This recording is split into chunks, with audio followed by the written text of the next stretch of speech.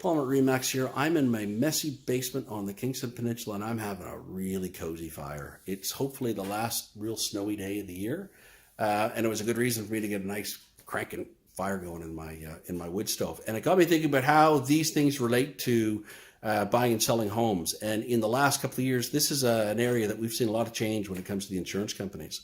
In the past, most of the insurance companies were just happy to see the CSA tag on the back. And with that, they'd give you insurance, and that was fine. And we hear that a lot from sellers. They'll say, oh, I've got insurance, it's certified, I've got no issue at all. You got to take that with a grain of salt, whether you're a seller or a buyer. So typically, when you sell a house with a wood stove, it's going to need WET certification on the installation. So WET stands for Wood Energy Technology and something else with a T. I can't remember what it is. But basically, we've got to get either an installer or an inspector to come and give a certification, not just on the wood stove, but on the installation. So it can be things like how much space there is for non-combustible materials, like the hearth in front of the stove, need like 18 inches, but also how much clearance there is in the back of the stove, little things like how many screws hold the pieces of flue pipe together, how much clearance in the back there. You'll see there's that part where it goes through the wall, how much clearance is around that.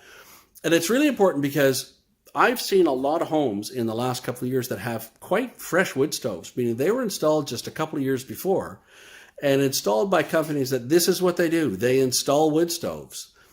But a few years ago, there seemed to be more kind of leniency about it might be a little too close to the wall or whatever. There might be a couple little issues, but they gave it a pass.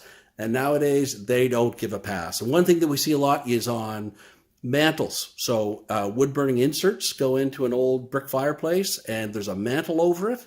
And that mantle might be too close. The mantle's got to come off. And even though it was installed by a certified company, and this is what they do, when we do a wet inspection now, they're way tougher on them. So if you're selling a house, I recommend that you get a wet certification when we list it. Get a sense of whether or not that stove's going to be an issue because it gives you time to address it. And if you're buying a house, absolutely, you ought to get a wet certification on that stove. And a lot of the inspectors, the building inspectors, are wet certified. So for an additional fee, they can give a wet certification on the stove. But this is something that you absolutely want to make sure you have when you're buying and selling a house. Wet certification on the wood stove. Don't just assume that because the previous owner had insurance on it, that you're going to be able to get insurance on it. Because a lot of times you won't be able to, or if you do, it's going to take a few $100 of work to get the stove just perfect. So be mindful of that. I hope you find that helpful.